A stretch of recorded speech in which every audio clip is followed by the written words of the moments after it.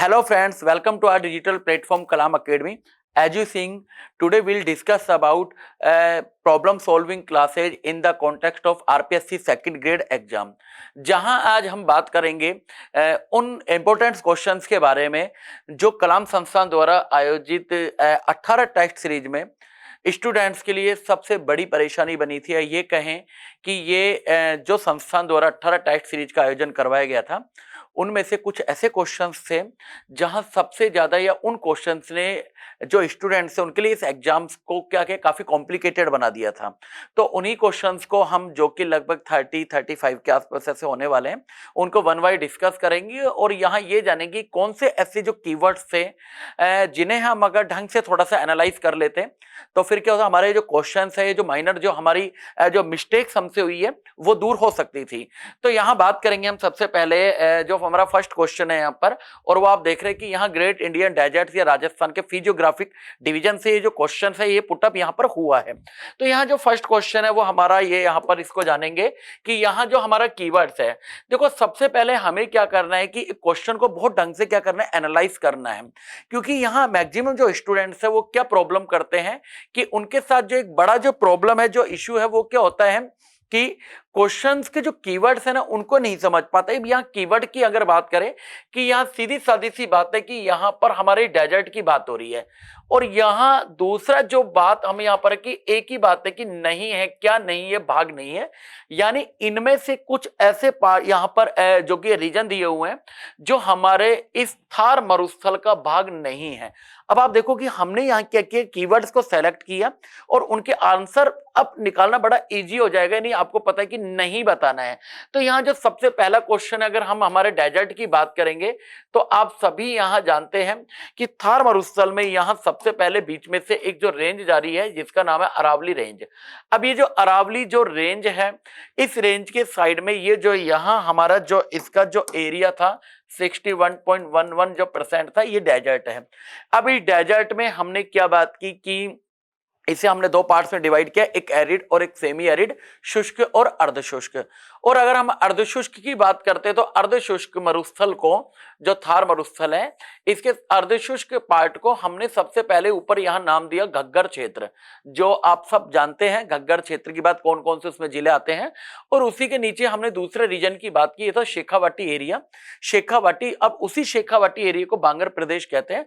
बांगर मतलब एक अनुपजाऊ भूमि। आप सब लोग जानो गंगा के प्लेन्स में या इंडिया के जो प्लेन्स है उनमें भी आप लोग पढ़ते होंगे खादर और बागर। अब दो तरीके के, यानी फर्टाइल लैंड और एक यहाँ पर अनफर्टाइल लैंड की हमने बात, हम मतलब ये आप लोग जानते भी होंगे। तो अनुपजाऊ भूमि वाला क्षेत्र जो कि हो गया बांगर प्रदेश हो गया, क्योंकि वहां लाइमस्टोन वगैरह ज्यादा मिलता है, यानी भूमि को कहीं ना कहीं अनुपजाऊ करता है। तो बांगर प्रदेश अर्धशुष्क का पार्ट है और घग्गर क्षेत्र, ये दोनों ही मरुस्थल में। एक यहाँ पर आता है कुबड़ पट्टी वाला एरिया। अब कुबड़ पट्टी वाले एरिया की हम यहाँ बात करेंगे, जिसे नागौरी हाईलैंड के नाम से भी जाना जाता है। और साथ में यहाँ एक हो गया गोडवाड़ प्रदेश। गोडवाड़ मतलब लूनी नदी वाला एरिया। और उसी प्रदेश में सिवाना की या मालानी, आग्नेय सैल समूह, ये सारी चीजें आप सुनते भी होंगे। तो यानी यहाँ हमने गोडवाड़ की बात की, ये थार मरुस्थल में है। साथ में बांगर प्रदेश यानी शेखावाटी रीजन भी है। अब हमारा ये आता है शाहाबाद। अब शाहाबाद प्रदेश की बात करते तो ये क्या है कि जब हमारा हाड़ौती का जो प्लेट्यू है, हाड़ौती का जो पठार है हमारा, उस पठार में क्या होता है कि इस 12 जिले के अंदर, यानी हम यहाँ जिस डिस्ट्रिक्ट की बात कर रहे हैं वो डिस्ट्रिक्ट का नाम है 12। और ये जो 12 जो डिस्ट्रिक्ट है, इस 12 जिले के अंदर क्या होता है कि एक एरिया है जिसे हम बोलते हैं शाहाबाद हाईलैंड के नाम से जानते हैं। अब शाहाबाद उच्च क्षेत्र की अगर बात की जाए तो इसी क्षेत्र में क्या होता है, घोड़े के नाल के आकार की इस तरह से, यानी हॉर्स शू, जैसे घोड़े के पैर में वो लोहे के कुछ प्लेट्स वगैरह लगे होते हैं, ब्लॉक लगे होते हैं। तो ये यहाँ पर हो गए हॉर्स शू स्टाइल की कुछ रेंज हो गई। तो घोड़े के नाल के आकार की पहाड़ी किस जिले में, 12 जिले में, कौन से क्षेत्र में, शाहाबाद। और शाहाबाद रीजन की बात करें तो हाड़ौती का पठार, इसका मतलब ये थार मरुस्थल का भाग नहीं है, ये हमारे हाड़ौती का पठार का भाग है। नेक्स्ट बात करते हैं देवगढ़ का पिडमांट, यानी यहाँ आपके सामने एक शब्द आ गया मैदान। और इस दुनिया में जहां भी अगर प्लेन्स की बात होगी तो आप समझ जाइए प्लेन्स कि जो फॉर्मेशन में जो सबसे ज्यादा जो कंट्रीब्यूशन होता है वो होता है रिवर्स का। जो नदियां हैं ये क्या करती है, मैदान का निर्माण करती है, चाहे वो गंगा का मैदान हो, चाहे वो सिंधु का मैदान हो या ब्रह्मपुत्र का मैदान हो, यानी जहां भी मैदान आएंगे वहां पर समझ जाइए नदी आ गई। और हमारे राजस्थान में तो मैदान एक अलग से फिजियोग्राफिक डिवीजन भी है, पूर्वी मैदान, यानी बिल्कुल अरावली के जस्ट साइड में पूर्वी मैदान। तो मैदान देवगढ़ का पिडमांट मैदान। अब मैं कह रहा हूं कि मैदान जहां भी होंगे तो समझ जाइए अब नदियों की बात हो रही है, तो यहां भी हम एक नदी की बात करेंगे कि इस पिडमांट के मैदान का निर्माण कौन सी नदी, बनास। अब देवगढ़ क्षेत्र की बात आ गई तो देवगढ़ जो होता है ये कौन से जिले में स्थित है, राजसमंद में। तो यानी ये बनास का मैदान यानी भौतिक प्रदेश का भाग नहीं है, पूर्वी मैदान का पार्ट है। शाहबाद उच्च क्षेत्र हाड़ौती का पार्ट, गोड़वाड़ और बांगड़ दोनों थार मरुस्थल। तो हमारा जो यहाँ आंसर होगा, जो थार मरुस्थल का भाग नहीं है तो नहीं है, शाहबाद नहीं है, हाड़ौती के पठार का पार्ट है।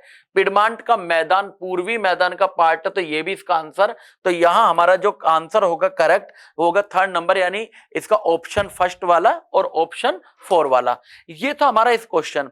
अब आपने यहां देखा कि किस तरह से हमने एक क्वेश्चन को कई पार्ट्स में डिवाइड किया और देखा कि कितना मतलब इजी तरीके से हमने एलिमिनेट कर दिया हमारे जो कि इन ऑप्शंस को।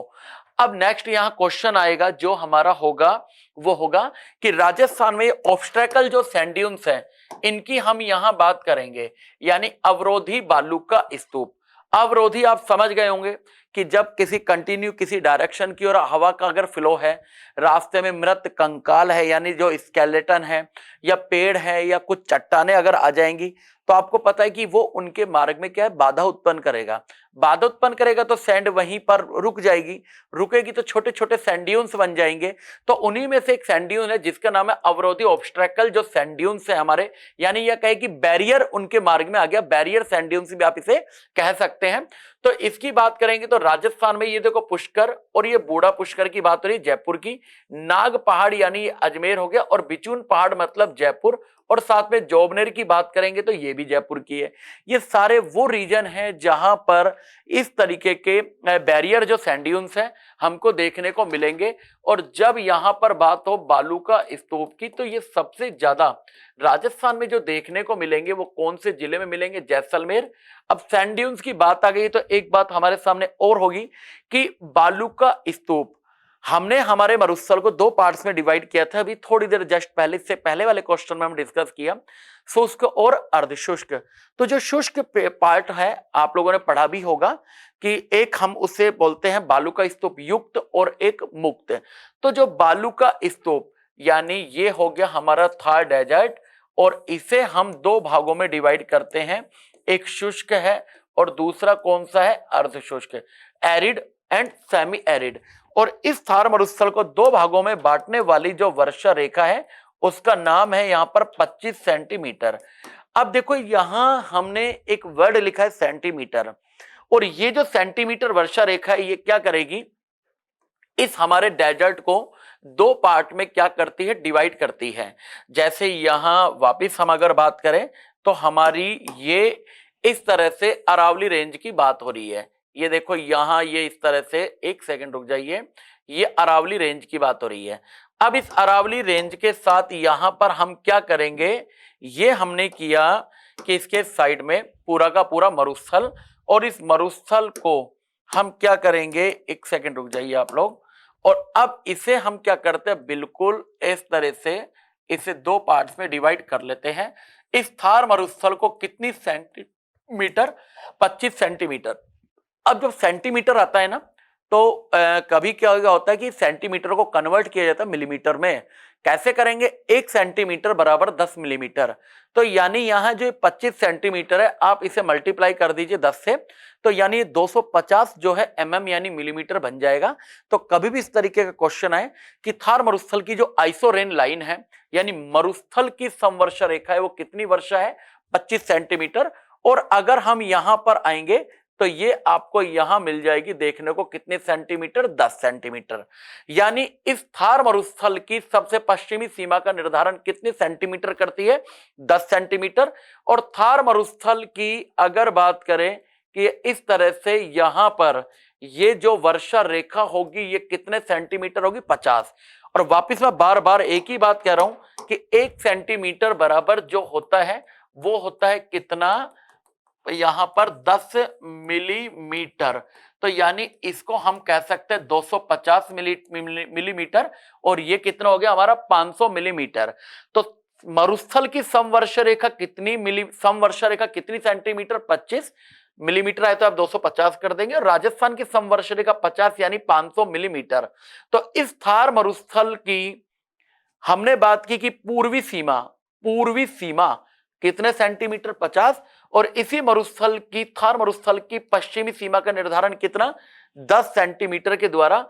तो अब हम ये जो पार्ट है 25 सेंटीमीटर के हमने बात की यहां पर पश्चिम में शुष्क और पूर्व में कौन सा क्षेत्र? अर्धशुष्क।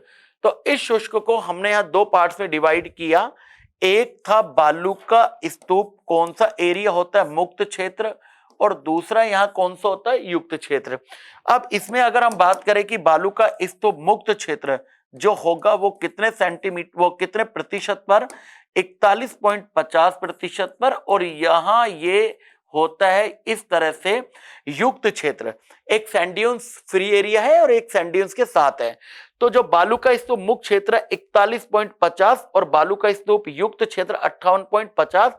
तो इसी युक्त क्षेत्र में सबसे ज्यादा जो सैंड ड्यून्स है वो मिलेंगे जैसलमेर में, और उन्हीं में से एक बालू का स्तूप अवरोधी जो इन रीजन में मिलेगा, यानी ए बी सी। यानी हमारा जो आंसर होगा यहां पर करेक्ट होगा ए बी और सी। तो इस तरह से हमने देखा कि यहां पर युक्त और मुक्त। अब इसी मुक्त की हम बात करते हैं। तो ये जो मुक्त क्षेत्र है ना, ये है पोखरण से फलोदी के मध्य है। क्यों नहीं है? सवाल बनता है ना कि मरुस्थल में कोई एरिया है और बालू का स्तूप नहीं मिल रहा है, तो उसकी वजह क्या है? तो वजह सिर्फ एक है कि चट्टानें मिलती हैं। अब चट्टानें मिलेंगी तो इसका मतलब सैंड ड्यून्स बनने के लिए हमें रेत चाहिए, जबकि उस एरिया में क्या मौजूद है? पोखरण से फलोदी के बीच में चट्टान। तो कौन सा एरिया बन गया? बालू का स्तूप मुक्त क्षेत्र। और जब भी मुक्त क्षेत्र की बात हो तो आप क्या करेंगे? 41.50। तो इसका आंसर हमारा हो गया यहां पर ए बी और सी। नेक्स्ट आता है घोड़े के नाल के आकार की पहाड़ी। जस्ट अभी हमने पहले ही डिस्कस इसको किया है पहले क्वेश्चन में कि 12 जिले में शाहबाद उच्च क्षेत्र में घोड़े के नाल के आकार की पहाड़ी। तो क्या करोगे आप? घोड़े के नाल के आकार की पहाड़ी वाले क्वेश्चन में कि कौन से क्षेत्र में है, तो आप क्या करेंगे? यहां पर कौन सा क्षेत्र है? शाहबाद उच्च क्षेत्र। तो याद रखिएगा एक बात, घोड़े के नाल के आकार की जो पहाड़ी है ये किस जिले में? चित्तौड़गढ़ में। वो सॉरी, पहाड़ी 12 में।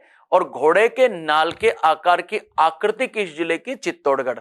यानी आप देखो यहां फिर आप जितना अपने नोट्स को सिनॉप्सिस फॉर्म में बनाएंगे तो ये मान लीजिए आपके लिए जो रिवीजन करने के समय बहुत इंपॉर्टेंट होंगे।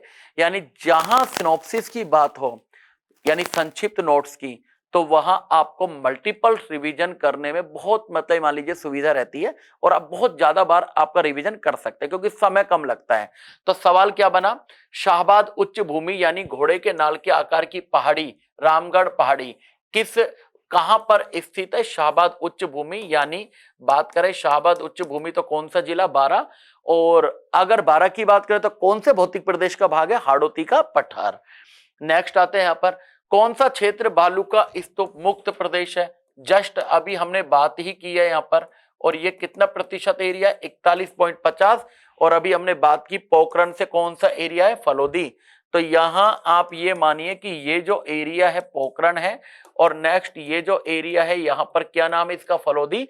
और पोखरण से फलोदी के एरिया के बीच में यहां पर और ये क्या मिलती है? चट्टान। और अगर इन सेल्स की बात करें तो ये है यहां पर कौन सी चट्टान? अवसादी यानी सेडिमेंट्री रॉक। और इन चट्टानों में क्या होता है कि फॉसिल्स बहुत मिलते हैं, जीवाश्म मिलेंगे, पेट्रोल मिलेगा, गैस मिलेगा।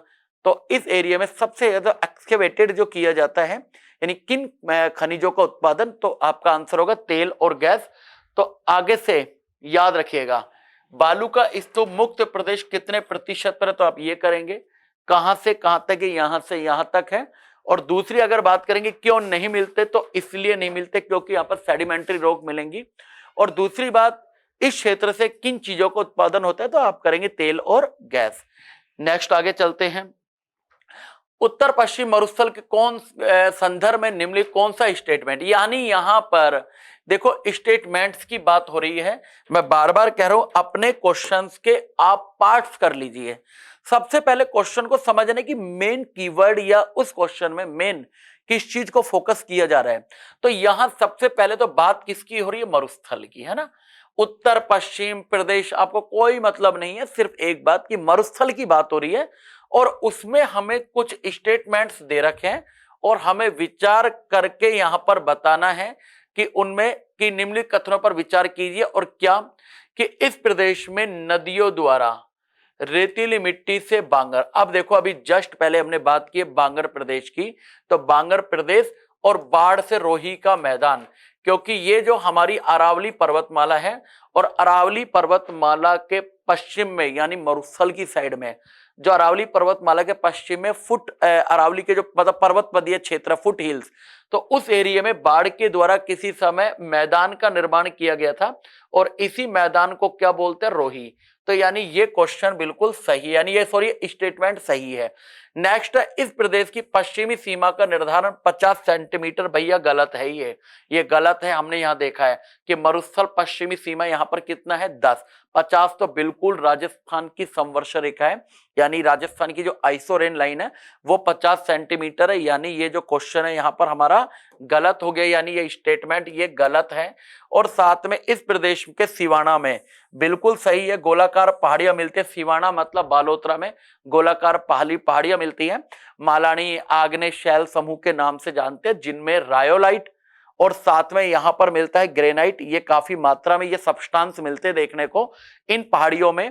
अगर बात करें तो एक तो यहां मिलेगा आपको कौन सा, रायोलाइट, और दूसरा क्या मिलेगा हमें यहाँ पर, ग्रेनाइट। तो इस तरह से यहाँ पर स्टेटमेंट एक भी करेक्ट है, दो भी करेक्ट है, लेकिन ये यहाँ पर गलत है और इसके आंसर है यहाँ पर हमें उन कथनों में से सत्य बताना है। दोबारा सुन लो, मरुस्थल के बारे में कुछ स्टेटमेंट है और हमें यहाँ पर क्या बताना है, सत्य है।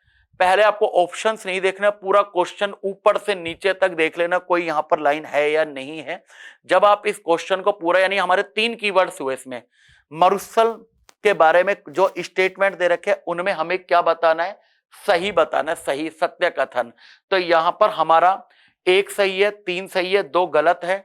तो यहां पर हमारा फर्स्ट वाला सही है और थर्ड वाला सही है, 2 और ये बाकी सब गलत है। तो आंसर क्या होगा हमारा 3 नंबर का यहाँ करेक्ट हो जाएगा। नेक्स्ट है भैया यहाँ पर मेवल। अब मेवल की बात करते हैं, तो देखो मेवल की अगर हम यहाँ बात करेंगे तो ये हमारे यहाँ एक जो जिला है बांसवाड़ा है और एक जिले का नाम है डूंगरपुर। तो देखो यहां अगर इस बांसवाड़ा की बात करेंगे हम और दूसरा किस जिले की बात करेंगे, डूंगरपुर की, तो इन दोनों जिलों के मध्य क्या है, पहाड़ियों के एरिया है। एक्चुअल में क्या है, दक्षिण राजस्थान में मेव का मतलब होता है पहाड़, है ना। अब इन दोनों जिलों के बीच में यहाँ पर ये इस तरह से एक पहाड़ी क्षेत्र है जिसे हम किस नाम से जानते हैं, मेवल कहते हैं, मेवल।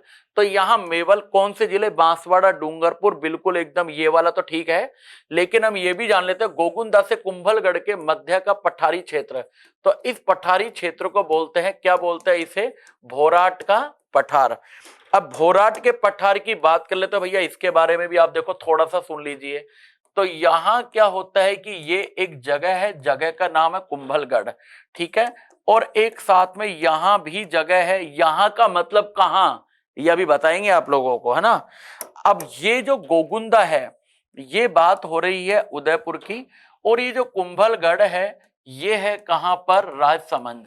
तो यानी अब क्वेश्चन क्या बना, उदयपुर के गोगुंदा से राजसमंद के कुंभलगढ़ तक कौन सा पठार है, भोराट का पठार। इसका मतलब कितने जिलों में है, ये 2 जिलों में है, एक उदयपुर में और एक राजसमंद में। और इसी भोराट के पठार में एक यहाँ पर पर्वत है जिसका नाम है जरगा, और इसकी ये हो गई है हाइट। तो सवाल, गोगुंदा से कुंभलगढ़ के मध्य का क्षेत्र क्या कहलाता है, भोराट का पठार, जिसका सबसे ऊंचा पर्वत का नाम है जरगा, यानी उदयपुर में। नेक्स्ट है ये हम कर चुके हैं, अजमेर और दिवेर के मध्य का जो क्षेत्र है इसको बोलते हैं मेरवाड़ा। ये याद रखना क्या कहा जाता है, मेरवाड़ा। और भैंसरोडगढ़ भैंसरोडगढ़ का जो मतलब है, यहाँ पर भैंसरोडगढ़ की बात हो रही है, यानी किस जिले की, चित्तौड़गढ़। और साथ में यहाँ बिजोलिया की बात हो रही है, ये है कहां पर, भीलवाड़ा। अब भैंसरोडगढ़ से भीलवाड़ा के मध्य यहां भी एक इस तरह से एक प्लेट्यू है जिसका नाम होता है ऊपरमाल का पठार। तो ये हो गया यहां पर ऊपरमाल का पठार। तो यहां इस तरह से हमारा मेवल का आंसर हम निकाला है। नेक्स्ट बात करेंगे हम अरावली की। अब अरावली की बात करते हैं तो देखो बात क्या हो रही है यहां पर, ये हो गया अरावली के संदर्भ में बस असत्य स्टेटमेंट। अब आपने देखा कि हमारे लिए कितना इजी हो गया इस क्वेश्चन को सोल्व करना। अरावली के बारे में स्टेटमेंट दिए हुए हैं, उनमें से आपको गलत बताना है कि कौन सा उस पर सूट नहीं करता है उसके साथ, है ना। तो पहला प्री कैम्ब्रियन चट्टान है, बहुत बढ़िया भाई। देखो देखो ये पूरी दुनिया में जो पर्वत निर्माणकारी युग है ये होते हैं भाई 4 पर्वत निर्माणकारी जो युग है ये पूरी दुनिया में 4 हैं, और उनमें से सबसे पहला जो युग है उसका नाम है प्री कैम्ब्रियन। Pre Cambrian. इसके बाद नेक्स्ट आता है एक टाइम जिसका नाम है कैलिडोनियन। कैलिडोनियन। इसी के बाद एक नाम आता है, एक युग आता है टाइम जिसका नाम है हर्सिनियन। और लास्ट जो एक टाइम पीरियड होता है उसका नाम है अल्पाइन। ये क्या है, मेजर एरा है, मतलब है ना, ये बड़े युग हैं और इनके अंदर भी इनके पार्ट्स भी हैं। अब यहां जो हमारी अरावली पर्वतमाला का निर्माण हुआ वो सबसे पहले हुआ, और आपको पता है इसलिए ये क्या है कि one of the oldest mountain of world हम इसे कहते हैं, अरावली पर्वतमाला को। दुनिया की सबसे प्राचीनतम पर्वतमाला और दुनिया का सबसे प्राचीनतम युग कौन सा, प्री कैम्ब्रियन। कहते हैं कि लगभग 65 से 67 करोड़ वर्ष पहले अरावली बनी थी। तो यानी ये स्टेटमेंट हमारा सही है। इस पर्वत श्रेणी की औसत ऊंचाई, एक एवरेज इसकी हाइट की बात हो रही है, इसका एवरेज एल्टीट्यूड जो है ऊंचाई कितनी है ऊंचाई, तो ये यहां पर गलत है। इस अरावली पर्वतमाला की औसत ऊंचाई है वो कितनी है, 930 मीटर, गलत है, यानी ये स्टेटमेंट गलत है। नेक्स्ट है इसका निर्माण इंडियन प्लेट और यूरेशियन प्लेट के अलग होने से बना।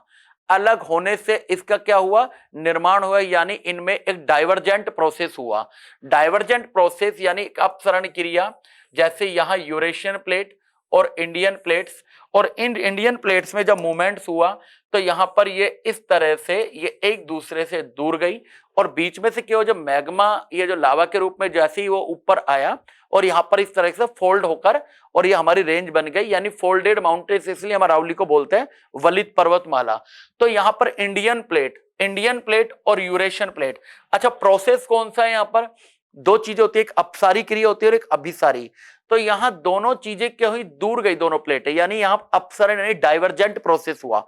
तो सवाल अभी तो यहां लिखा हुआ भारतीय प्लेट यूरेशियन प्लेट के क्या होने से अलग।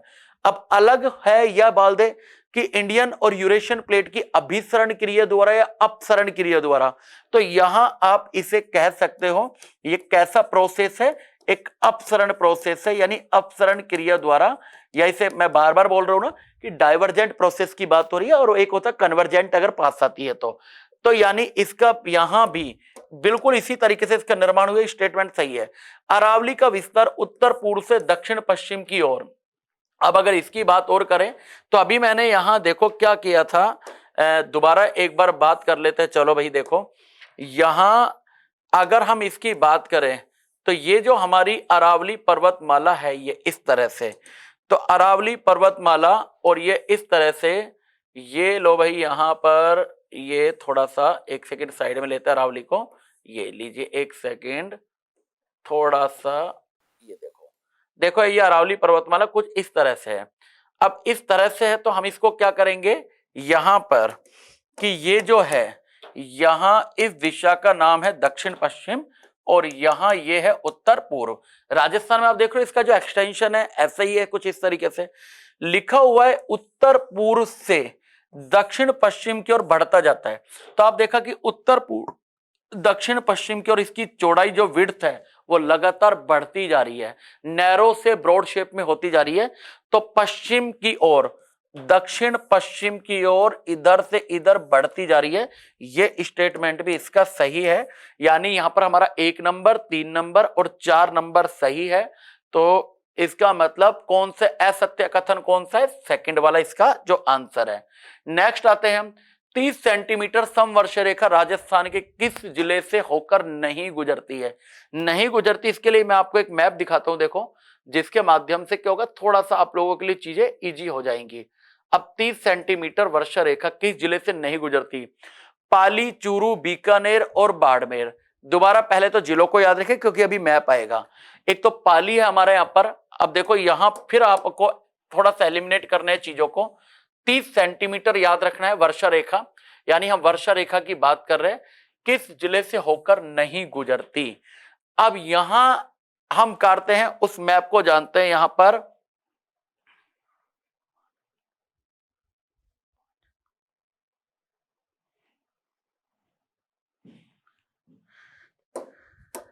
देखो, अब सुनिए, यहां पर हम क्या करते हैं, यहां देखो सबसे पहला देखा, इस 10 से और 20 सेंटीमीटर वाले वर्षा रेखा वाले क्षेत्रों में ये जिले यहां पर आते हैं दो, एक जैसलमेर और बीकानेर। समझ रहे हो ना आप यहां पर?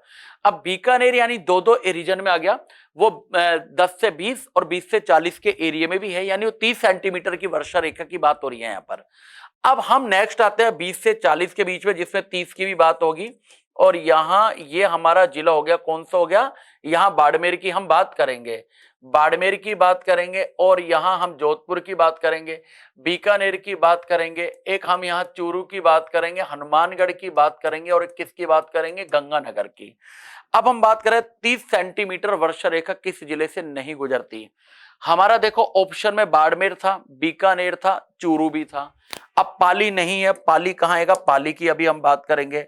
अब यहां ये जो जिला है ये होता है अभी जालोर, एक हम बात करते हैं यहां पर पाली, एक है यहां पर हमारा कौन है, अजमेर, और साथ में ये किसकी बात करते हैं, नागौर, और ये हो गया जिला झुंझुनू, और साथ में एक कौन है यहां पर, सीकर। अब हमारा जिला जो पाली है, पाली, पाली अब देख रहे हो 40 से किसके बीच में आ रहा है, 60, 40 से 60 के बीच में आ रहा है। क्वेश्चन क्या था, 30 सेंटीमीटर नहीं गुजरती। खैर अभी वापिस आएंगे वहां पर, एक बार मैप को देख लेते हैं हम।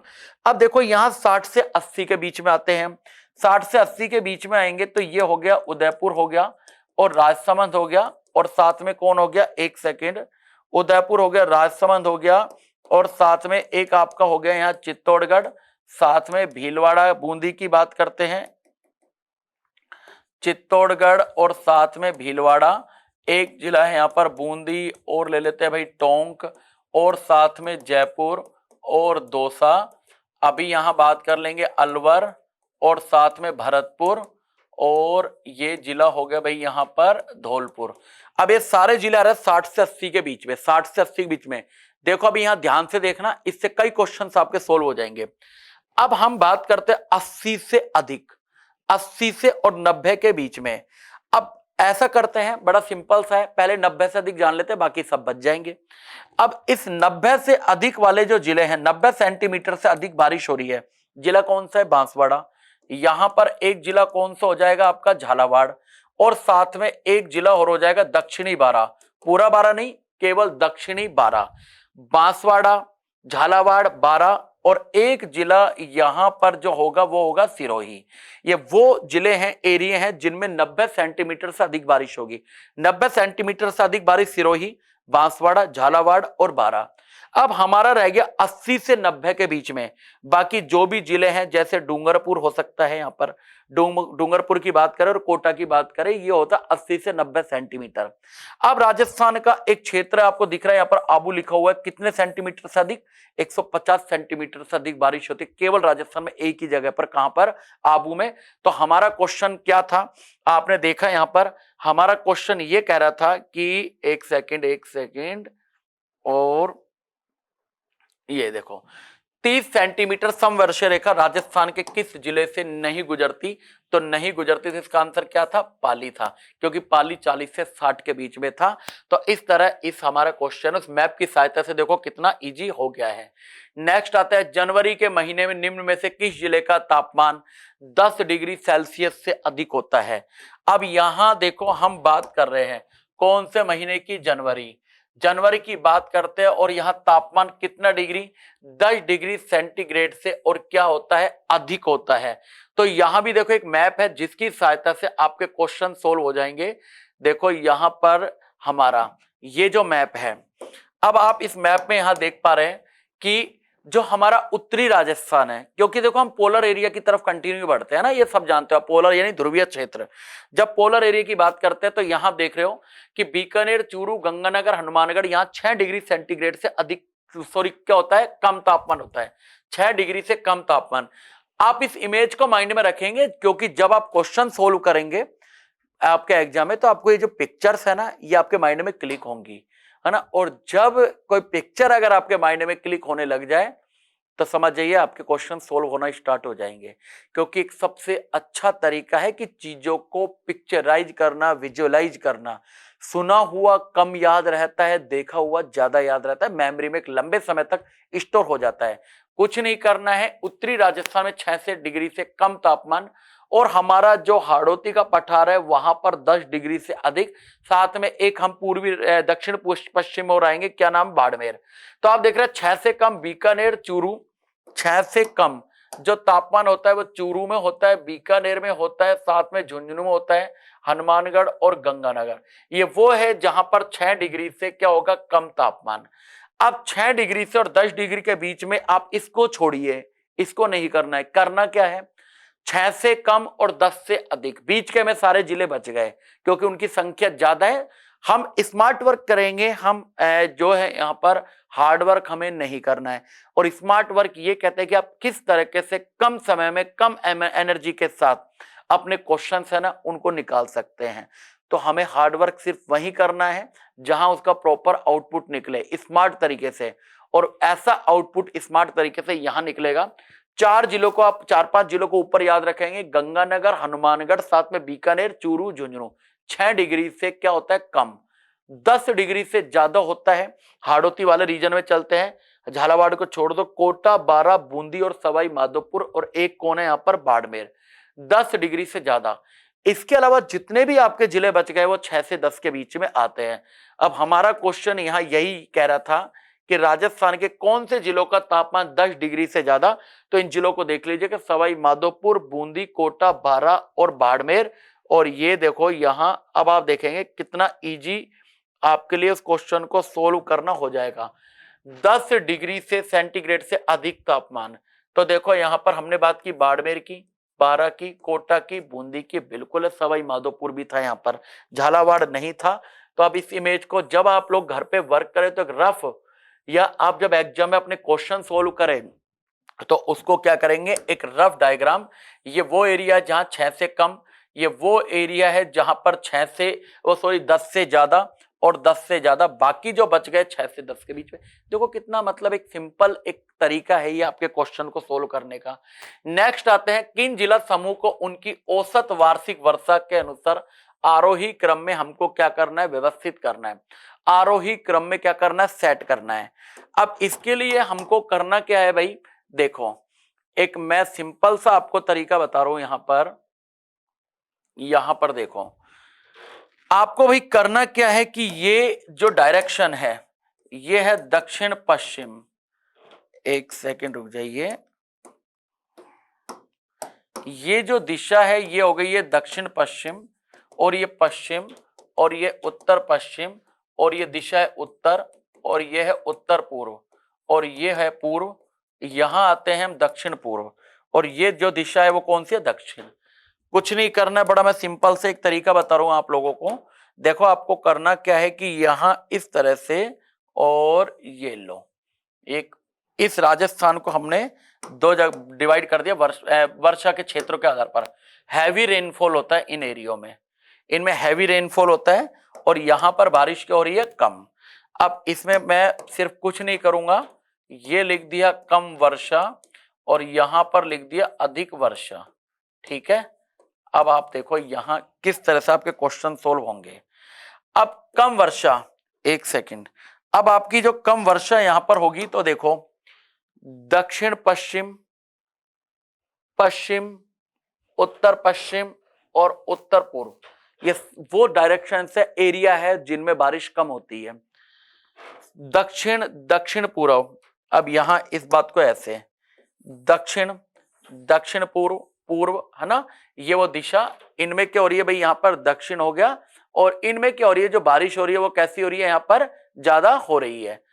अब देखो क्या होता है कि यदि हम क्या करेंगे, इसमें से इस दिशा की ओर जाएंगे, इस दिशा की ओर, एक सेकेंड रुको थोड़ा सा, इस दिशा की ओर अगर हम जाएंगे तो आपको पता है ना, देख रहे हो आप लोग, एक सेकेंड, हाँ ये हम आगे जा रहे हैं, रुक जाओ एक सेकेंड, हाँ अब आप देखो यहां पर इस दिशा की ओर जा रहे हैं हम, तो आप देखो कि इस दिशा में बारिश क्या हो रही है, दक्षिण पश्चिम में बारिश, थोड़ा सा इसको दूसरे मैप में बता देता हूं मैं आपको, इसको हम दूसरे मैप में जानेंगे, देखो अब जानते हैं इसको इस तरह से,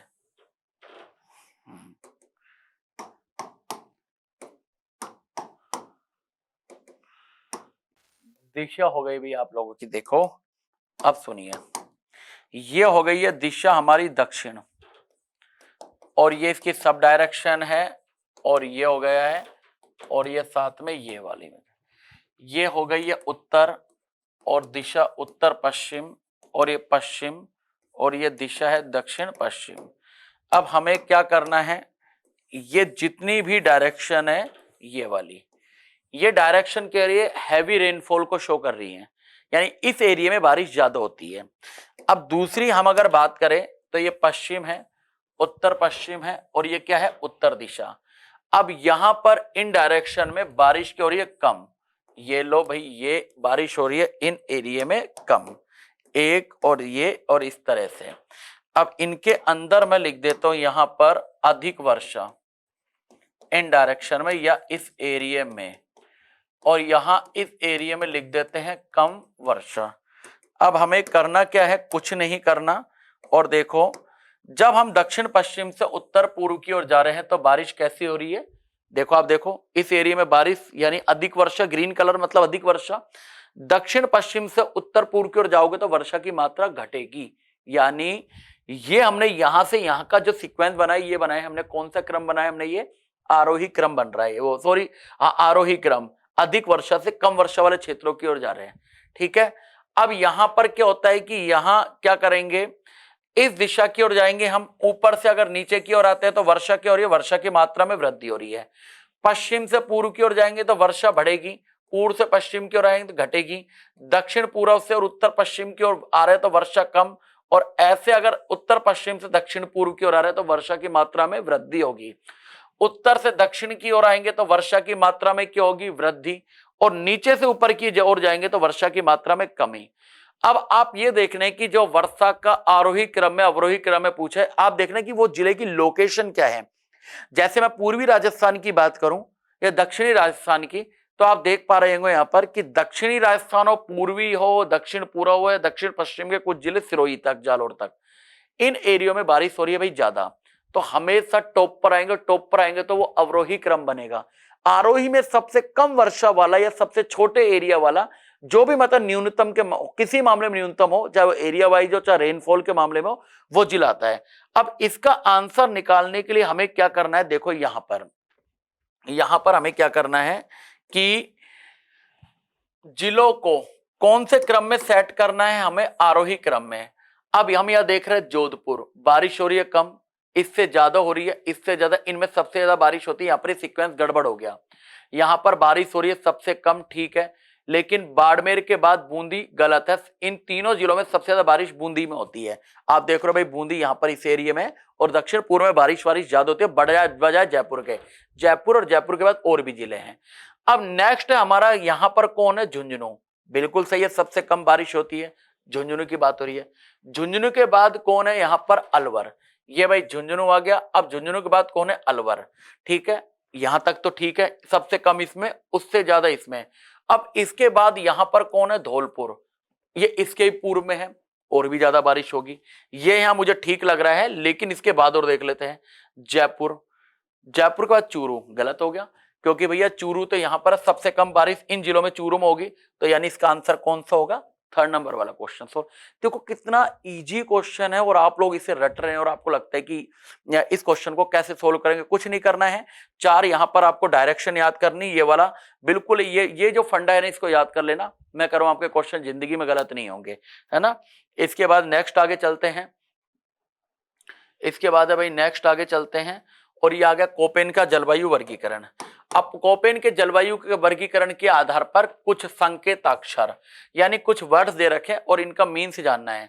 तो देखो एस का मतलब होता है summer dry, summer dry, summer का मतलब ग्रीष्म और ड्राई समर शुष्क, बिल्कुल सही है। डब्ल्यू का मतलब होता है पूर्ण शुष्क, ये बिल्कुल ठीक है। सी का मतलब होता है उप आर्द्र, ये भी ठीक है। बी का मतलब है उष्ण आर्द्र, आर्द्र ये ह्यूमिड जो शब्द है ये गलत आ गया भाई, है ना। अब यहां देखो कि आपको पता है कि कोपेन के अगर 2 शब्दों की बात करें ए की, तो देखो इन दोनों ए शब्द का मतलब यही होता है उष्ण, है ना, उष्ण यानी मरुस्थलीय।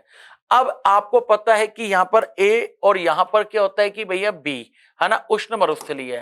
अब यहां आप जानते हैं कि ये जो बी है, बी के आगे हमने डब्ल्यू भी लगा देते हैं और साथ में एक बी के आगे लगा देते हैं एस। अब बी के साथ डब्ल्यू लगाओगे आप तो ये तो कैसी जलवायु बन जाएगी, शुष्क बन जाएगी। अब बी डब्ल्यू, और आपको पता होगा कोपेन ने कुछ शब्द का प्रयोग भी किया है, B W H W, B S H W, और अगर इस बी के साथ एस लगते ही ये क्या बन जाएगा, अर्ध शुष्क क्षेत्र बन जाएगा। तो यहां पर क्या होता है कि उष्ण बी, बी और ए यानी क्या शब्द है, उष्ण और मरुस्थल क्षेत्र की जलवायु। लेकिन यहां आ गया आर्द्र, और आर्द्र तो भाई दक्षिणी राजस्थान के लिए शब्द काम में आता है, और कोपेन ने आर्द्र जलवायु वाले क्षेत्र के लिए किस शब्द का प्रयोग किया है, ए डब्ल्यू। तो यहां पर बाकी सब कुछ ठीक है, लेकिन ये जो बी है ना, उष्ण के साथ आर्द्र नहीं आएगा। उष्ण तक तो ठीक था लेकिन आर्द्र लगते ही यहां पर ये चीजें आपकी गलत हो गई है। नेक्स्ट एक और देखते हैं, कोपेन के जलवायु वर्गीकरण के अनुसार कौन सा युग्म सही नहीं है। अब सही नहीं है, ये कोपेन के जैसे मानसूनी या उपोष्ण टाइप की एक जलवायु हो गई है। यहाँ पर उपाद्र मतलब बी डब्ल्यू, अभी बताया बी डब्ल्यू, बी डब्ल्यू का मतलब शुष्क जलवायु, गंगानगर सही है। बी एस एच डब्ल्यू ये मुझे सही नहीं लग रहा। ए डब्ल्यू अभी का है दक्षिणी राजस्थान प्रतापगढ़, ये सही हो सकता है, सही हो सकता है, लेकिन इसको हम एक मैप में देखेंगे तो और हमारे लिए थोड़ा सा इजी हो सकता है, मतलब ये। तो देखो यहां पर आपको पता है कोपेन ने क्या है कि राजस्थान की जलवायु को जो मुख्य आधार इनका था वो क्या था, वनस्पति। और इन्होंने राजस्थान की जो जलवायु है उसको कितने भागों में बांटा, 4 भागों में। और 4 भागों में, और इस क्षेत्र के लिए इन्होंने प्रयोग किया किस शब्द का, B W H W. Next आता है यहां पर बी एस एच डब्ल्यू। अभी अभी आपको बताया ना कि जो बी है, बी के साथ डब्ल्यू आएगा तो शुष्क, और अगर एस आ गया तो क्या हो जाएगा, अर्ध शुष्क। और यहां ये जो क्षेत्र है ये हो गया मानसूनी कह सकते हैं आप इसे, और या इसे आप उपाद्र भी कह सकते हैं। और ये जो पूरा एरिया है ये है ए डब्ल्यू, ए डब्ल्यू मतलब आर्द्र, वेट मतलब है ना आर्द्र। तो बी डब्ल्यू एच डब्ल्यू में आप देख रहे हो जैसलमेर, कुछ जोधपुर का पार्ट है, आजकल फलोदी कह सकते हैं हम इसे, बीकानेर, गंगानगर, हनुमानगढ़। अभी आपके ऑप्शन में B W H W Ganganagar थे, सही था। बी एस एच डब्ल्यू देख रहे हैं बाड़मेर, जालोर, सिरोही, पाली और जोधपुर, और साथ में नागौर और साथ में शेखावाटी रीजन। इसके बाद आप देख रहे हैं कि सी डब्ल्यू जी मानसून में चित्तौड़गढ़, मैं कहता चित्तौड़गढ़ शायद नहीं हो सकता है, तो ये सी डब्ल्यू जी मानसून या उपाद्र, और यहां पर चित्तौड़गढ़, तो ये इसका स्टेटमेंट गलत है जो कि वहां गलत दिया था। ए डब्ल्यू में प्रतापगढ़ देखो आपका ये आ रहा है। और अब इसको हम वापिस चलते हैं वहां पर हमारे क्वेश्चन पर, और उसमें आएंगे तो देखोगे आप जैसे सी डब्ल्यू जी में जयपुर आ रहा था, बिल्कुल आ रहा था भाई, है ना। बी डब्ल्यू एच डब्ल्यू में गंगानगर बिल्कुल आ रहा था, यहाँ पर गंगानगर। अच्छा यहां पर ए डब्ल्यू में प्रतापगढ़ आ रहा था, लेकिन बी एस एच डब्ल्यू में चित्तौड़गढ़ नहीं आएगा, क्योंकि चित्तौड़गढ़ जो आएगा वो किस में आ रहा था, सी डब्ल्यू जी में। तो इस तरह से इसका आंसर कौन सा युग में सही नहीं है, तो सही नहीं है तो बी एस एच डब्ल्यू, यानी इसका आंसर हो जाएगा केवल सी। और ये लो इसका आंसर हो गया कौन सा, सी, यानी ऑप्शन नंबर 2। नेक्स्ट आते हैं 70 से 80 सेंटीमीटर वर्षा प्राप्त करता है। इसके लिए तो अभी हमने मैप देखा ही था। 70 से 80 सेंटीमीटर वर्षा प्राप्त यहां पर करता है कौन सा जिला समूह, और इसके लिए हम क्या करते हैं, दोबारा से मैप देख लेते हैं।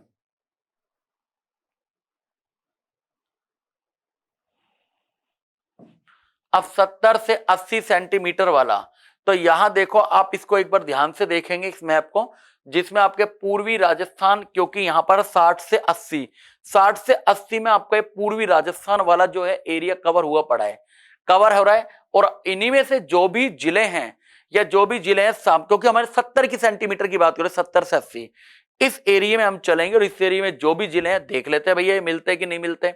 और यहां अगर हम आए तो हमारा यहां एक सेकेंड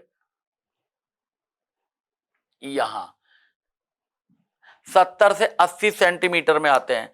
तो देखो धौलपुर आ रहा था, बूंदी आ रहा था, चित्तौड़गढ़ आ रहा था, बिल्कुल आ रहा था, और ये इसका आंसर ये हो गया, यहां पर करेक्ट हो गया।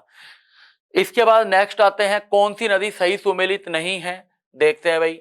वेत्रक, वेत्रक किसकी सहायक नदी है? वेत्रक है साबरमती की सहायक नदी का नाम है वेत्रक। अब ये जो वेत्रक नदी है, ये वेत्रक नदी यानी बोल रहे कौन से जिले से, ये भैया गलत है ना, क्योंकि ये डूंगरपुर की पहाड़ियों से निकलती है वेत्रक, और ये डूंगरपुर में है। और वेत्रक किस नदी की सहायक नदी है? यह साबरमती की सहायक नदी है। रूपनगढ़ अजमेर कुचिल गांव की पहाड़ी अजमेर से निकलती है रूपनगढ़ नदी, और सांबर झील में जाकर गिरती है, यानी इसका संबंध सही है।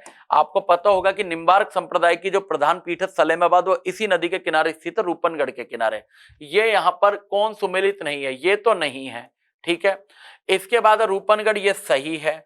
कुराल नदी बूंदी में, ये भीलवाड़ा से निकलती है और बूंदी में बहती है। ऊपरमाल का पठार भीलवाड़ा से निकलती है, चंबल की सहायक नदी है कुराल, तो यहाँ ये भी सही है। परवन नदी झालावाड़ बारां 2 जिलों में बहती है, क्योंकि आपको पता होगा कि यहाँ पर परवन नदी किसकी सहायक नदी है? काली सिंध की सहायक नदी है, आहू और परवन। और इस परवन की भी एक सहायक नदी है काली खाड़। जैसे कई बार आपने देखा होगा कि परवन नदी भाई कई जगह आपको मिलेगा कि झालावाड़ में नहीं बहती, लेकिन ये बहती है, क्योंकि इस परवन की एक क्या है कि सहायक नदी है। पहली बात तो परवन जो सहायक नदी है, किसकी सहायक नदी है? काली सिंध की सहायक नदी है। और कुराल नदी किसकी सहायक नदी है? चंबल की। अब ये जो परवन है, इस परवन की एक सहायक नदी है जिसका नाम होता है काली खाड़। तो यहां ये जो नदी है मेन, ये तो हो गई, क्या नाम है? परवन। अब इस परवन की एक ट्रिब्यूटरी है, और इस नदी का नाम क्या हो गया? काली खाड़। अब काली खाड़ और परवन दोनों के संगम पर ये जो झालावाड़ में एक दुर्ग बना हुआ है जिसका नाम है मनोहर थाना का दुर्ग। तो मनोहर थाना का दुर्ग झालावाड़ में किन 2 नदियों के संगम पर? परवन और काली खाड़ के संगम पर। तो यानी यहां पर कौन सुमेलित नहीं है? ये नहीं है, ये आंसर इसका हो गया है। नेक्स्ट बात करते हैं नदी संगम। कोठारी नदी नंदराय, कोठारी किसकी सहायक नदी है भाई? बनास की सहायक नदी, दिवेर की पहाड़ी से निकलती है कोठारी नदी।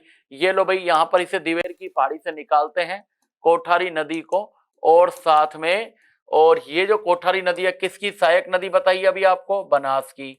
इसके बाद ये वही नदी है जिसके ऊपर भीलवाड़ा में बांध बना हुआ है। कौन सा बांध बना हुआ है? मेजा बांध बना हुआ है। इसके बाद है खारी नदी, बिल्कुल भाई ये भी निकलती है, कौन सी पहाड़ी से निकलती है? बिजराल की पहाड़ी। और बिजराल की जो पहाड़ी है, यहां से इस नदी का मतलब ये ओरिजिनेट होती है। और साथ में ये जो खारी नदी है देवली, और देवली में यहाँ पर एक जगह है जिसका नाम है राजमहल, और यहाँ पर ये नदी भी किससे मिल जाती है? बनास से मिल जाती है। अब इसके बाद नदी आती है डाई। अब डाई नदी है, इस नदी का उद्गम होता है नसीराबाद से, नसीराबाद अजमेर से नदी निकलती है, और ये नदी निकलकर बींगोल भीलवाड़ा। भाई ये गलत है, क्योंकि डाई नदी क्या होती है? यहीं पर जाती है। यानी इस राजमहल में कितनी नदी मिलती है? 3। एक नदी का नाम है बनास, और एक नदी का नाम है खारी, और एक नदी का नाम है डाई। बनास, खारी, डाई तीनों नदी मिल जाती है राजमहल में, और क्या बनाती है? त्रिवेणी संगम। ये गलत है। मासी नदी बीसलपुर टोंक में सही है। तो यानी कौन युग, इसमें से क्या बताना है आपको? असुमेलित युग्म। तो इसका आंसर क्या होगा? डाई होगा। नेक्स्ट आते हैं घग्गर नदी जब अपने उफान पर होती है, यानी ये घग्गर नदी, ये मान लीजिए कि हैवी रेनफॉल के कारण कालका हिमाचल प्रदेश से शिवालिक की पहाड़ियों से निकलकर जब आती है, तो ये क्या करती है? राजस्थान में हनुमानगढ़ के टिब्बी तहसील में तलवाड़ा स्थान से प्रवेश करती है। और ये इस नदी पर अगर हिमाचल प्रदेश में जब बाढ़ होती है तो ये नदी इतनी ये मान लीजिए अपना विकराल रूप धारण कर लेती है कि राजस्थान में नहीं रुकती भाई। ये अब कहां जाएगी? पाकिस्तान में चली जाती है, फोर्ट अब्बास तक चली जाती है। और पाकिस्तान में आपको पता है कि इस नदी को बाहिद कहते हैं, और इसी नदी के जो कैचमेंट एरिया है, अपवाह क्षेत्र, उसको क्या बोलते हैं, हकरा बोलते हैं। और कहाँ जाती है, लास्ट इसका जो पॉइंट है वो होता है फोर्ट अब्बास पाकिस्तान में। तो यहाँ नदी ओरिजिनेट होती है हिमाचल प्रदेश से, और हिमाचल के बाद ये पंजाब में आती है, हरियाणा में आती है, और कहाँ जाती है, राजस्थान में, और साथ में कहाँ जाती है, पाकिस्तान। राजस्थान की सबसे ज्यादा राज्यों में बहने वाली नदी ही घग्गर है, चंबल नहीं है, कौन है, घग्गर है। और साथ में राजस्थान की एकमात्र इंटरनेशनल अगर रिवर की बात करें तो ये भी कौन है, यहाँ पर राजस्थान की एकमात्र अंतरराष्ट्रीय नदी भी कौन है, घग्गर है। तो ये जो घग्गर नदी में इतना पानी है तो आप देख रहे हैं राजस्थान में रुक नहीं पाती है। तो सीधी सी बात है, हम बात करें कि इसके बाढ़ का प्रकोप देखा जैसे हनुमानगढ़ जंक्शन, ये पूरा का पूरा डूब जाता है। सूरतगढ़ अनूपगढ़ में जाती है ज्यादा, लेकिन ऐसी कोई दिक्कत नहीं होती, लेकिन यहां हनुमानगढ़ जंक्शन डूब जाता है। तो इसका आंसर ये है। बहुत अच्छा क्वेश्चन है नदी से संबंध में। अब बात करते हैं कैचमेंट एरिया की। सब किन नदियों को व्यवस्थित करो, कौन से सीक्वेंस में आरोही क्रम की यहां पर हम पहचान करेंगे, है ना। अब देखो यहां पर क्या होता है कि आरोही क्रम की बात करेंगे तो सबसे पहले यहां पर क्या होता है कि जो हमारा इसका आंसर है ना, देखो अब आरोही में अगर हम बात करते हैं तो यहां पर बनास, बनास नदी, इनमें सबसे बड़ा ही जलग्रहण क्षेत्र किसका है, बनास का है। अब बनास का है, बड़ा है, यानी अवरोही हो गए तो इसका मतलब इसको भैया छोड़ दो। इनमें से माही का सबसे कम है, लेकिन माही के बाद यहां पर किसका है, चंबल का आ जाएगा, यानी ये भी नहीं है, इसको भी छोड़ देते हैं। यहां देख लेते हैं माही का बिल्कुल है 9.46 है, ठीक है। चंबल का है यहाँ पर 17.18 है, सही है। लूणी का है यहाँ पर 20.21, बनास का है 27.48। अब हम यहाँ देख रहे थे कि बनास का 27.48, ये तो गलत हो ही गया। माही यहाँ ठीक है, लेकिन माही के बाद लूणी का 20-21 और चंबल का 17-18, ये भी गलत है। यहाँ देख लेते लूणी का हमारा 20-21 और ये तो यानी ये भी गलत हो गया।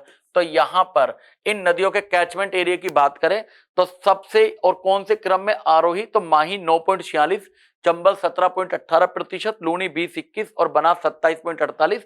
आंसर हो गया इसका ये। तो राजस्थान में सबसे बड़ा जो कैचमेंट एरिया जल ग्रहण क्षेत्र किस नदी का है, बनास का। बनास के बाद किसका है, लूनी का। लूनी के बाद किसका, चंबल। और चंबल के बाद किसका है, माही का है। बहुत अच्छा सवाल बनता है आपके रिवर सिस्टम से।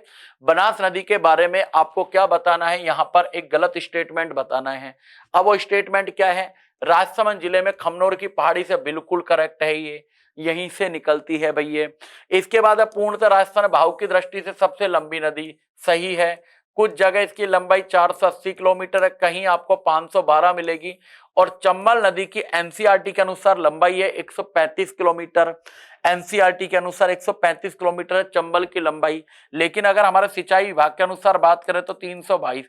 दोनों ही कंडीशन मान लेते हैं हम, तो 322 मानते हैं।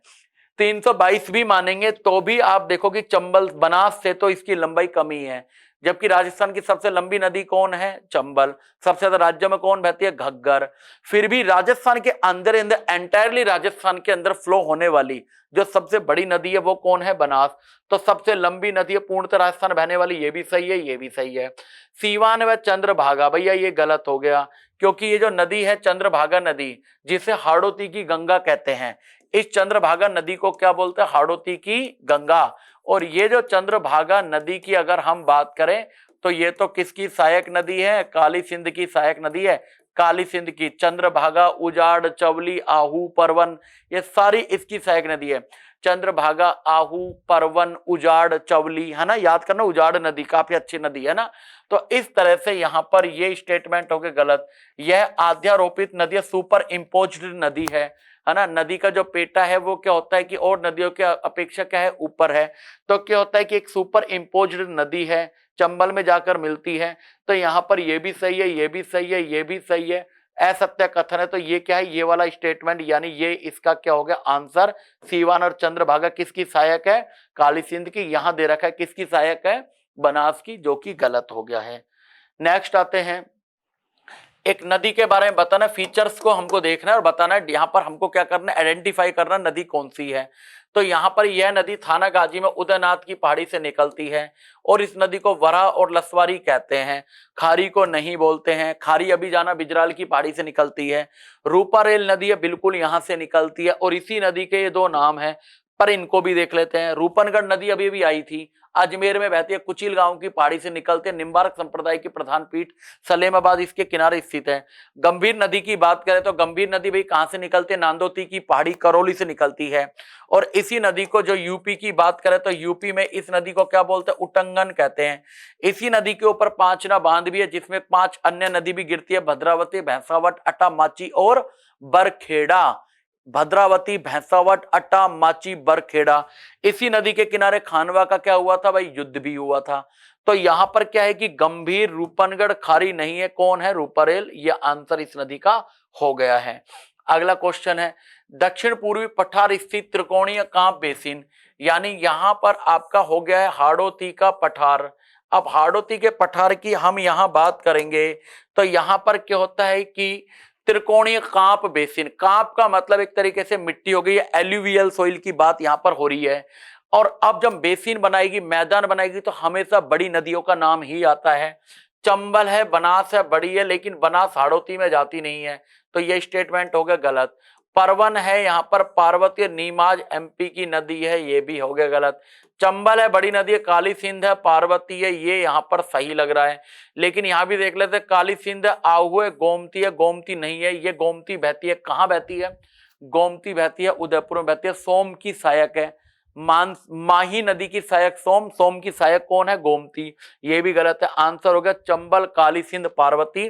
तो ये चली गए भाई यहां पर चंबल, ये हो गई काली सिंध, और ये हो गई है पार्वती। तो यहां पर काली सिंध हो गई है, ये कौन हो गई, पार्वती, और ये नदी यहां पर कौन हो गई है, चंबल, और ये बन गया एक कांप बेसिन, त्रिकोणीय ट्रायंगल बन गया एल्यूवियल सोइल द्वारा के डिपोजिशन से। नेक्स्ट आते हैं यहाँ पर, कौन से जिलों में सर्वाधिक वन अग्नि घटनाएं हुई, है ना। वन अग्नि घटनाएं हुई तो यहाँ पर डायरेक्ट ये तो एक जो कि आपकी ISFR 1 रिपोर्ट है, जो कि 2018 आई थी, तो उसकी बात हो रही है यहाँ पर, तो उदयपुर में, और इसमें तो ज्यादा ऐसा कुछ है नहीं। खैर, नेक्स्ट बात करते हैं भाई यहाँ पर, अब वनावरण क्षेत्र में यहां पर क्या हो रही कमी। अब वनावरण क्षेत्र की बात करते तो वन आवरण का मतलब होता है फॉरेस्ट कवर एरिया। देखो वन को क्या बोलते हैं, फॉरेस्ट कवर बोलते हैं, वन आवरण और वृक्ष आवरण, है ना। अब वनावरण क्षेत्र में कमी, तो देखो यहां पर क्या होती है कि यहां पहला सवाल, यहां पर कमी हुई है, तो यहां क्या होगा, 0.53% की कमी हुई है, सही है। वन मतलब होता है फॉरेस्ट, इसको आप इंग्लिश में याद रखना, फॉरेस्ट कवर एरिया याद रखना। इसके बाद है आपका वृक्ष आवरण। अब वृक्ष को इंग्लिश में क्या बोलते हैं, ट्री कवर, ट्री। तो ट्री कवर एरिया है, इसमें वृद्धि हुई, बिल्कुल हुई, 4 पॉइंट कितने प्रतिशत की हुई, 61% की इसमें वृद्धि हुई। वहां पर कमी हुई है, यहां पर कमी हुई है, बिल्कुल सही है। यहां पर क्या हुई है, वृद्धि, ये भी सही है। अब यहां पर 0.1% की बिल्कुल प्रतिशत की वृद्धि हुई है। राजस्थान का RFA रिकॉर्डेड फॉरेस्ट एरिया 32,869, ये राजस्थान का RFA है। 9.60% यहां पर जो अभी राजस्थान में वन है। 0.1% की क्या हुई है यहाँ पर वृद्धि, सही है। या ये कहे कि 17वीं से 18वीं, यानी 2021 की तुलना में और 2023 में जो वन क्षेत्र में राजस्थान वृद्धि हुई, RFA रिकॉर्डेड फॉरेस्ट एरिया, ये है राजस्थान का कुल अभिलेखित वन क्षेत्र, और उसमें वृद्धि हुई है 0.1% की। और किलोमीटर की बात करें, 6 किलोमीटर वर्ग किलोमीटर की वृद्धि हुई। और राजस्थान में कितने प्रतिशत पर वन है, 9.60% पर। और ये इस तरह से, यानी यहां पर 1 2 3 तीनों ही सही है, 1 2 3 तीनों ही सही है, आंसर हो गया 4 इसका। नेक्स्ट आ गया मूंगफली उत्पादन में, यहां पर राजस्थान का भारत में दूसरा स्थान है, सही बात है। पहला स्थान किसका है, गुजरात का। मूंगफली में एक क्वेश्चन बड़ा इंपॉर्टेंट बनता है, मूंगफली में लूणकरण राजस्थान का क्या कहलाता है भाई, राजकोट कहलाता है। इसबगोल एक औषधीय पौधा है, बिल्कुल है इसबगोल। जब पेट वगैरह खराब होती है, यानी जब हमारा डाइजेस्टिव सिस्टम थोड़ा गड़बड़ी में रहता है ना, तो उस समय क्या करते हैं, इसबगोल को खाते हैं दही के साथ मिलाकर, यानी कुल मिलाकर औषधीय दवा का काम कर रही है ना। औषधीय पौधा है और स्थानीय भाषा में घोड़ा जीरा कहते हैं, बिल्कुल सही है। जालोर में इसका उत्पादन बहुत होता है। नेक्स्ट, जोधपुर, बाड़मेर, नागौर राजस्थान के प्रमुख जीरा उत्पादक जिले हैं, ये बात भी बिल्कुल सही है। नेक्स्ट, छिपा बड़ौद 12 में ही है, सही है। धनिया मंडी, ये गलत हो गया भाई यहाँ पर। अब छिपा बड़ौद 12 में धनिया मंडी नहीं है, किस चीज की मंडी है, लहसुन मंडी है। तो यहां पर पहचान हमको करना है कौन सा, यहां पर किसकी, असत्य कथन की। पहला सही है, दूसरा सही है, तीसरा सही है, चौथा गलत है। तो यानी यहाँ पर एक सेकेंड रुकिए, तो ये हो गया भाई यहाँ पर छिपा बढ़ोत 12, असत्य कथन यही है। नेक्स्ट है राजस्थान की आर्थिक समीक्षा के अनुसार देश के कुल सरसों उत्पादन में, देश के कुल सरसों उत्पादन में किसके स्थान की हम यहाँ पर क्या करेंगे, बात करेंगे सरसों उत्पादन में। तो हम यहाँ बात किसकी कर रहे थे कि यहाँ पर सरसों उत्पादन में, ये देखो एक आपके एक आर्थिक समीक्षा का इकोनॉमिक सर्वे का क्वेश्चन, और आपके एग्जाम में इकोनॉमिक सर्वे भी आता है। 10 आपके करंट के क्वेश्चन आएंगे, और क्या बोलते हैं each question will be 2 marks. तो यहाँ पर आपके 20 नंबर के होंगे, और ये आर्थिक समीक्षक डेटा है, डायरेक्ट यहाँ पर डेटा की बात हो रही है। 46.63% ये इसका आंसर होगा। और नेक्स्ट अगर हम बात करें, मतलब राजस्थान में शाही रेलगाड़ी हेरिटेज पैलेस ऑन व्हील्स, पहले तो बात करते हैं palace on wheels. Palace on wheels चली 26 जनवरी 1982। अब इसके आगे क्या लगा दिया, हेरिटेज, और हेरिटेज कब, 2018 में। पैलेस ऑन व्हील्स की बात करें तो ये एक ट्रेन है, और ये जो ट्रेन है भाई ये क्या करती है, ये न्यू दिल्ली से चलती है। नई दिल्ली से चलने के बाद ये जयपुर में आएगी, जोधपुर में आएगी, जैसलमेर में आएगी, उदयपुर में आएगी, चित्तौड़गढ़ में जाएगी, सवाई माधोपुर में आएगी, भरतपुर में जाएगी, और इसके बाद ये नदी जो है क्या बोलते हैं ट्रेन। तो देखो सुनो, नई दिल्ली, जयपुर, जोधपुर, जैसलमेर, उदयपुर, चित्तौड़गढ़, सवाई माधोपुर, भरतपुर, आगरा, और साथ में ये नई दिल्ली में जाकर इसका एंड हो जाता है। तो आंसर होगा 2018। इसके बाद राजस्थान पर्यटन के संदर्भ में अगर हम बात करें तो यहां पर आपको क्या बताना है, यहां सही कथन बताना है। सही कथन की बात करें तो सबसे ज्यादा विदेशी पर्यटक फ्रांस से, गलत है भाई ये, सबसे ज्यादा यूएसए से आते हैं राजस्थान में टूरिस्ट, अमेरिका से आते हैं। राज्य में स्वदेशी पर्यटक यात्रा की दृष्टि से जयपुर अग्रणी है, बिल्कुल। स्वदेशी की बात करें तो जयपुर नहीं है। सबसे ज्यादा जो डोमेस्टिक टूरिस्ट हैं, घरेलू पर्यटक, वो कहां पर आते हैं, सीकर जिले में आते हैं, जयपुर में नहीं आते हैं ना।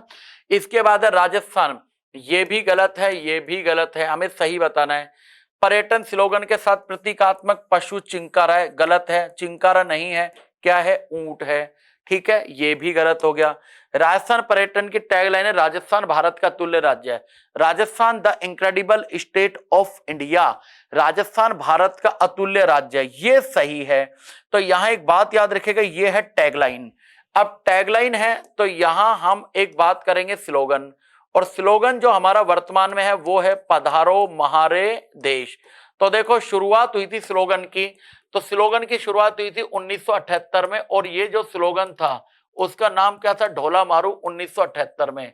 1993 में हो गया था पधारो म्हारे देश। फिर इसके बाद इसको रिप्लेस किया 2008 में, और ये हो गया यहाँ पर कलरफुल राजस्थान। 2008 के बाद 2016 में, और ये हो गया जाने क्या दिख जाए, और वापिस 2019 में हो गया पधारो म्हारे देश। तो आपने देखा कि इस तरह से राजस्थान में जो हमारे पर्यटन विभाग की टैगलाइन है ये कभी नहीं बदलेगी, कभी भी, ये जीवन भर के लिए फिक्स रहेगी, Rajasthan the incredible state of India. इसको इंग्लिश में भी आप याद करके जाएंगे, एग्जाम का ट्रेंड बदल रहा है आजकल। दूसरी बात, इस टैगलाइन के बाद वो है स्लोगन। स्लोगन 1978 में शुरुआत हुई थी, पहला स्लोगन था पर्यटन विभाग का ढोला मारू। ढोला मारू के बाद 1993 में अगर बात करें तो पधारो म्हारे देश। फिर यहां पर इसको रिप्लेस किया 2008 में कलरफुल राजस्थान, मतलब रंगीलो राजस्थान। 2016 में हो गया जाने क्या दिख जाए। उसके बाद 2019 में फिर रिप्लेस हुआ पधारो म्हारे देश, और अभी तक यही है आज की डेट में। अब जिस दिन क्या बोलते हैं, ये जरूरी नहीं है भविष्य में कब बदल जाए, यही रहेगा, ऐसा कोई फिक्स नहीं है। तो यहाँ एक बात बड़ी इंपॉर्टेंट है, राजस्थान पर्यटन विभाग का वर्तमान स्लोगन पधारो म्हारे देश है। इससे पहले यही स्लोगन कब था, तो आपका आंसर क्या होगा, पधारो म्हारे देश 1993 में। बहुत अच्छा सवाल बनता है। अच्छा, इसके बाद बात करें, 20वीं पशुगणना के आधार पर राजस्थान में ऊंट तथा भैंस वंश की सर्वाधिक संख्या, ऊंट सबसे ज्यादा झालावाड़ में। ये तो आप कॉमन सेंस का वाला क्वेश्चन है भैया, ऊंट पश्चिमी राजस्थान मिलेगा, झालावाड़ नहीं है। पश्चिमी राजस्थान जैसलमेर आ गया, सही है। पर बाड़मेर में ऊंट चलो हो सकता है, देख लेते हैं, लेकिन भैंस की बात करें, भैंस अलवर में नहीं है, बीकानेर में नहीं है, भैंस जैसलमेर में नहीं है। तो यानी सबसे ज्यादा ऊंट तो कहां मिलेगा, जैसलमेर में। और ऊंट सबसे कम मिलता है तो कौन से जिले में, प्रतापगढ़। सबसे ज्यादा भैंस कहां मिलेगी, जयपुर। और न्यूनतम भैंसों की बात करें तो कहां पर, जैसलमेर। तो बात हो गया ये इसका आंसर है। सबसे ज्यादा ऊंट जैसलमेर, सबसे ज्यादा भैंस जयपुर। ऊंट सबसे कम प्रतापगढ़, भैंस सबसे कम कहां पर, जैसलमेर में। नेक्स्ट बात करें यहां पर, असुमेलित युग्म की पहचान, बकरी की नस्ल है, ये नस्ल है ना, इनकी नस्ल के बारे में बात हो रही है। सोनाड़ी, ये तो गलत हो गया। सोनाड़ी तो किसकी नस्ल है, भेड़ की नस्ल है, और सोनाड़ी नस्ल को ही क्या बोलते हैं, चनौथर। और ये चनौथर नस्ल वो होती है बकरी की, ये देखो भाई यहां पर बकरी बना देते हैं हम तो, ये बकरी मानो आप। और इसके जो कान होते हैं वो कैसे होते हैं, लंबे। अब ये बकरी जब खाएगी, चारा खाएगी, घास खाएगी, तो सीधी बात है कान क्योंकि लंबे है तो जमीन को पहले वो टच करेंगे। कौन सी नस्ल भेड़ की चरते समय उसके कान जमीन को स्पर्श करते हैं, कौन सी नस्ल है, सोनाड़ी। सोनाड़ी को ही क्या बोलते हैं, चनौथर कहते हैं। नेक्स्ट आता है भैंस की नस्ल है जाफराबादी, बहुत सही है। 2006 में इस जाफराबादी को अवार्ड मिला था, किसका अवार्ड मिला था, श्रेष्ठ मादा जानवर का क्या मिला था, इसको अवार्ड मिला था। गोवंश गिर, गिर बिल्कुल सही है, राजस्थान की कामधेनु कहते हैं इसको, राजस्थान की कामधेनु। उत्तरी राजस्थान में मिलती है, हनुमानगढ़ में, नौहर में, है ना, और ये साथ में बीकानेर में मिलती है, गंगानगर मिलती है। ऊंट की नस्ल केरूपाल, केरूपाल नस्ल 2 जिलों में ज्यादा मिलती है, एक बीकानेर में और एक कहां मिलती है, ये नागौर में। तो यानी असुमेलित युग्म आपको बताना है तो यही है बकरी। सोनाड़ी बकरी की नहीं है, किसकी नस्ल है, भेड़ की नस्ल है। 2001 से 2011 के मध्य 10 की जनसंख्या वृद्धि दर, यानी 2001 में राजस्थान की जनसंख्या वृद्धि दर रही थी लगभग कितने प्रतिशत, 28। 2011 में ये जो रही थी, ये रही थी कितने प्रतिशत, लगभग 21%। अब यहां पर जनसंख्या वृद्धि दर में, अब आप बताओ 2001 में 28, 2011 में कितनी रही है यहां पर वृद्धि दर, 2011 में कितनी, 21। तो 1 से 11 के बीच में तो कमी हुई है, लगभग कितने प्रतिशत की कमी हुई है यहां पर, 7% की। अब 7 आपको कहीं नहीं दिख रहा, इसमें दिख रहा है, ये लो इसका आंसर हो गया 7.10%। बड़ा सिंपल सा क्वेश्चन है भाई, है ना। 2001 के अनुसार राजस्थान में नगरीय क्षेत्र में 800 से कम। अब देखो हम यहां बात करेंगे कि 2000 और यहां पर 800 से कम आपको क्या मिल रहा है, यहां पर हमको इसका आंसर बताना है। तो इसका आंसर है जैसलमेर भी नहीं है, गंगानगर भी नहीं है, बाड़मेर भी नहीं है। लिंगानुपात 800 से कम लिंगानुपात वाले, यानी इसका आंसर तो यही होगा। कौन होगा, कोई नहीं होगा। बाकी लिंगानुपात की बात करें तो आप सब जानते हैं राजस्थान का सबसे ज्यादा लिंगानुपात डूंगरपुर का 994 और सबसे कम कहां का है, धौलपुर का है। नेक्स्ट आ जाइए आगे, निम्न कथनों में विचार करना है। एक नदी का सवाल बन रहा है, नदी का तल नाली कहलाता है, नाली ही नहीं कहलाता, पाट भी कहलाता है। और नदी के द्वारा बना हुआ क्षेत्र क्या कहलाता है, बग्गी क्षेत्र कहलाता है। और इस नदी को क्या बोलते हैं, मृत नदी। और मृत नदी की बात करते तो याद रखना, घग्गर नदी को किसने कहा, मृत नदी कहा, किसने कहा, लैसिक ने। मृत नदी का यानी ये दोनों ही बात जो हो रही है वो किसकी हो रही है, घग्गर। और आप सब जानते हैं घग्गर को मृत नदी ही नहीं बोलते, इसको नट नदी भी कहते हैं, सोतर नदी भी कहते हैं, दृश्य दत्ती भी कहते हैं, और राजस्थान का शोक भी कहते हैं, और इसी को लेटी हुई नदी भी कहते हैं। सरस्वत नदी के कैचमेंट एरिया का इसने क्या किया, किडनैप कर लिया। यानी घग्गर जहाज बह रही है, वहां पहले कौन बहती थी, सरस्वती बहती थी। तो यानी नदी का तल, नाली, पाट, इसके द्वारा बना हुआ मैदान क्या कहलाता है, मिट्टी का मैदान, बग्गी कहलाता है। और इस नदी को मृत नदी भी कहते हैं, कौन है, घग्गर। और घग्गर को मृत नदी किसने कहा, एक व्यक्ति थे जिनका नाम क्या था, लैसनिक। किस पशुधन में राजस्थान का देश में पहला स्थान नहीं है, ऊंट में है, गधे में है, बकरी में है, भैंस में नहीं है। क्योंकि भैंस में टॉप पर कौन है, यूपी। और भैंस में दूसरे नंबर पर कौन है, राजस्थान। तो भैंसों की संख्या सबसे ज्यादा इंडिया में यूपी में, दूसरे नंबर पर कौन है, राजस्थान। तो प्रथम स्थान नहीं है, किसका नहीं है, भैंस। तो इसका जो आंसर होगा वो आंसर क्या होगा भाई, भैंस होगा। तो कौन नहीं है, भैंस। क्योंकि भैंस के मामले में हमारा पहला स्थान नहीं है, भैंस के मामले में राजस्थान का कौन सा स्थान है, दूसरा स्थान है। तो लीजिए ये आपके जो वो बहुत इंपॉर्टेंट जो कि क्वेश्चंस जो कलाम संसद द्वारा ऑर्गेनाइज करवाए गए थे, जो सबसे ज्यादा संसद द्वारा आयोजित होने वाले 18 टेट सीरीज में सबसे ज्यादा कॉम्प्लिकेटेड क्वेश्चन थे, सबसे ज्यादा ऑब्जेक्शंस या प्रॉब्लम्स बच्चों के यहाँ पर आई थी। तो संस्था का ये प्रयास आपकी सफलता में। तो बस अब आपसे इतना ही कहना चाहेंगे कि देखिए आपके विचारों का मूल्य 2 कौड़ी का है, अगर आप किसी मुकाम पर नहीं है तो इसलिए अपने काम में फुल कॉन्फिडेंस के साथ लगे रहिए और जिस दिन आप किसी मुकाम पर पहुंच जाएंगे तो उस दिन आपकी खामोशी की भी क्या हो जाएगी, वैल्यू हो जाएगी। तो बस आप क्या बोलते हैं अपने एग्जाम में, क्योंकि वो एक बहुत क्रूशियल अब आप लोगों का टाइम चल रहा है और इस समय अब आपको धैर्य की जरूरत है और साथ में कॉन्फिडेंस की, क्योंकि ये आत्मविश्वास का ही बड़ा खेल होता है। और मेरे हिसाब से आपने जो 18 टेस्ट सीरीज का जो आप लोग हिस्सा बने हैं, ये कोई साधारण टेस्ट नहीं थे, बड़े जादुई टेस्ट थे मान लीजिए। ये बहुत बड़ी बात हो जाएगी हालांकि कि ये इतने कमाल के टेस्ट पेपर होंगे, जहां तक मेरा मानना है कि अगर आप इन टेस्ट पेपर्स को भी अगर अच्छे तरीके से एनालाइज करके, जैसे हमारे इन जो कि संस्था द्वारा हर सब्जेक्ट के लिए एक ये प्रॉब्लम सॉल्विंग क्लास जो कि है लगाई गई है, अगर इस तरह से आप एनालाइज करके पढ़ गए नहीं 18 टेस्ट को, तो जहां तक है मेरा मानना है कि काफी हद तक आप अपनी सफलता के पास पहुंच जाएंगे। तो फुल कॉन्फिडेंस और मजे के साथ अपने टेस्ट पेपर को दीजिए। इंतजार रहेगा आप लोगों के उस फोन कॉल का या मैसेज का, जब आप संस्था को बताएंगे कि हमारा सर हो गया। तो इन्हीं शुभकामनाओं के साथ आप लोगों को आपकी जो सफलता की अग्रिम बधाई। Thank you very much.